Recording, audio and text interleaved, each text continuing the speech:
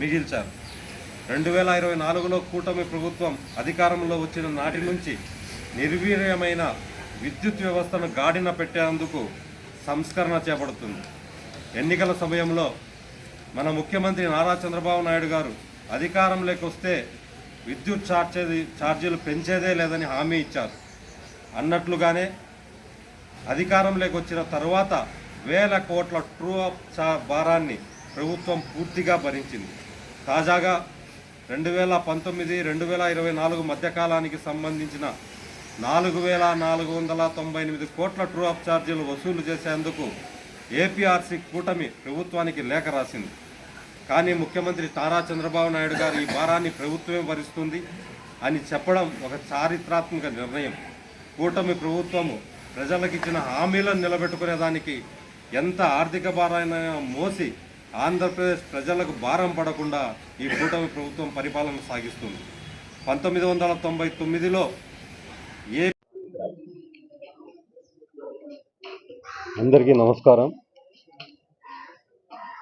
గత 2019 నుంచి 24 వరకు ఆంధ్రప్రదేశ్ రాష్ట్ర ప్రజలు వైసీపీ ప్రభుత్వంలో కరెంటు కష్టాలు కానీ కరెంటు ఛార్జీలు విపరీతంగా పెంచి ఎంత ఇబ్బంది పడ్డారో అందరికీ తెలిసిన విషయమే. ఈరోజు నారా చంద్రబాబు నాయుడు గారు మన ప్రియతమ ముఖ్యమంత్రి కూటమి ప్రభుత్వం అధికారం చేపట్టిన తరువాత ప్రజలపైన విద్యుత్ భారం పడకుండా చర్యలు తీసుకున్నారు. భారతదేశ చరిత్రలో ఎక్కడ ఇంతవరకు లేని విధంగా విద్యుత్ ఛార్జీలు తగ్గించడం. ఎంత అంటే ఏ సాధారణ ప్రజల మీద ఈరోజు విద్యుత్ ఛార్జీలు పడకుండా ప్రభుత్వం ఆర్థిక భారం భరిస్తూ కూటమి ప్రభుత్వంలో ప్రజలకు సుపరిపాలన అందిస్తున్నారు. ఈరోజు అయినా కూడా వైసీపీ నేతలు రకరకాలుగా ప్రభుత్వం మీద విమర్శలు చేస్తున్నారు. ప్రజలు ప్రతి ఒక్కటి గమనిస్తూనే ఉంటారు. 2019 నుంచి 24 వరకు ప్రజలు ఏ విధంగా కరెంటు కష్టాలు పడ్డారో ఈరోజు మీకు నేను వివరిస్తున్నాను. ఆర్థిక పరిస్థితి బాగలేనప్పటికీ ప్రజల సంక్షేమాన్ని దృష్టిలో పెట్టుకొని ఎన్నికల సమయంలో ఇచ్చిన హామీలను అమలు చేస్తూ ఇవ్వని హామీలను కూడా అమలు చేస్తూ రాష్ట్రాన్ని అభివృద్ధి దిశగా పెట్టిస్తుంది. ముఖ్యంగా రాష్ట్ర విద్యుత్ వ్యవస్థ అనిశ్చితి, ఆర్థిక ఒత్తిడి, గందరగోళం వంటివి ఎదుర్కొంటోంది. విద్యుత్ అనేది ప్రభుత్వానికి రాజకీయ అస్త్రం కాదు, ప్రజల జీవితాలతో ముడిపడిన అత్యంత కీలక మౌలిక రంగం. అలాంటి రంగాన్ని మూర్ఖపు నిర్ణయాలతో అప్పుల పాలు చేశారు. 2019లో మన ముఖ్యమంత్రి నారా చంద్రబాబు నాయుడు గారు అధికారం నుంచి దిగిపోయే నాటికి మిగులు విద్యుత్ కలిగిన రాష్ట్రంగా ఆంధ్రప్రదేశ్ ఉంది. అలాంటి జగన్మోహన్ రెడ్డి తన ప్రమాణ స్వీకారం రోజున పూర్తిగా విద్యుత్ ఛార్జీలు తగ్గిస్తానని ప్రగల్భాలు పలికాడు.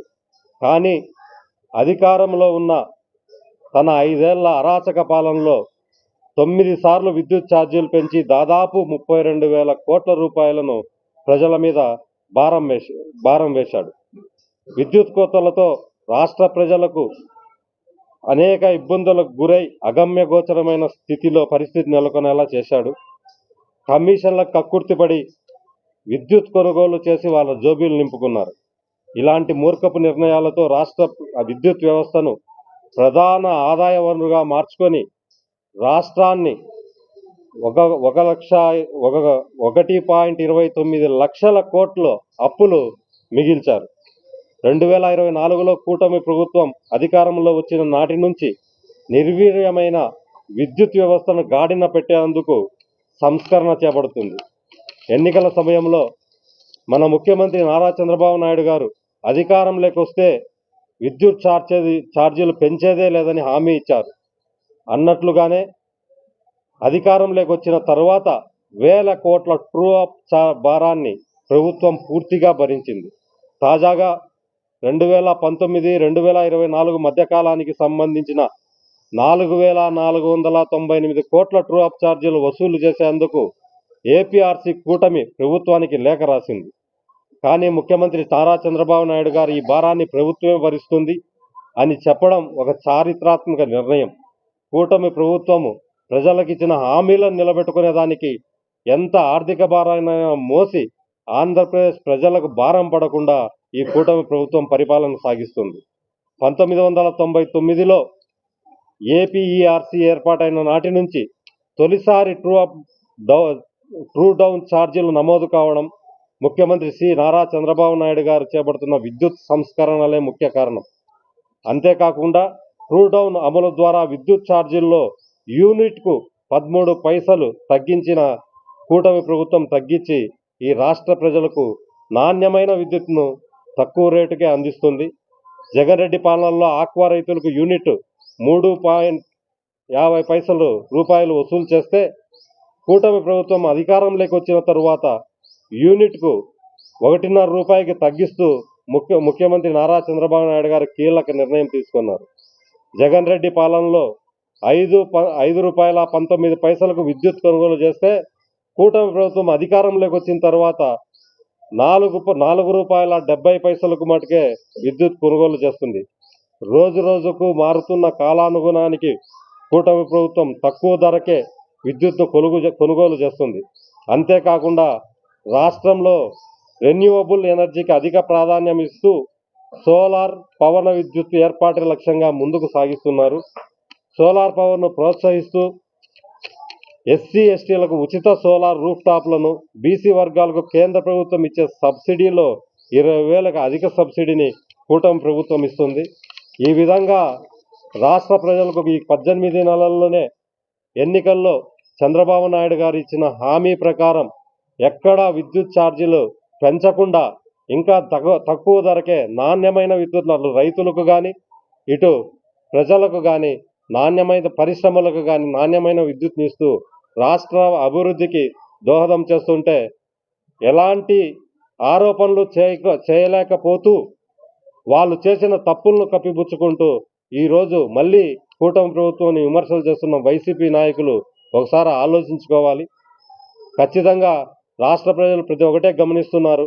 మీరు ప్రభుత్వంగా అత్యధిక మెజార్టీతో 2019 నుంచి 24 వరకు మీకు ప్రభుత్వం ప్రజలు కట్టబెట్టినా అది నిరూపించుకోలేక 2024లో ప్రజల చేతిలో చిత్తుగా ఓడిపోయిన మీరు ఈరోజు మళ్ళీ ప్రతిపక్షంగా కూడా ఫెయిల్యూర్ అవుతున్నారు. అబద్ధ ఆరోపణలు చేస్తూ చంద్రబాబు నాయుడు గారిని కూటమి ప్రభుత్వం మీద వ్యక్తిగత ఆరోపణలు చేస్తూ మీరు రోజు పబ్బం గడుపుకుంటున్నారు. దయచేసి రాష్ట్ర ప్రజలందరూ గమనించాల్సిన విషయం, కూటమి ప్రభుత్వం ఈ 18 నెలల కాలంలో నాణ్యమైన విద్యుత్తును ప్రజలకు అందిస్తూ ఎన్నికల్లో చెప్పిన హామీలను కానీ చెప్పని హామీలను కూడా ఈరోజు ప్రభుత్వం సూపర్ 6ను పూర్తిగా అమలు చేస్తూ ఈ రాబోయే కాలంలో కూడా ప్రజలకు ఏదైతే మాట ఇచ్చామో ప్రజల అవసరాలకు అనుగుణంగా తప్పకుండా కూటమి ప్రభుత్వం హామీలన్నీ నెరవేరుస్తుంది. ప్రజల అవసరాలని మౌలిక వసతులను పూర్తిగా తీర్చి రాష్ట్రాన్ని అభివృద్ధి మార్గంలో నడిపిస్తుందని తెలియజేస్తున్నాను. నమస్కారం.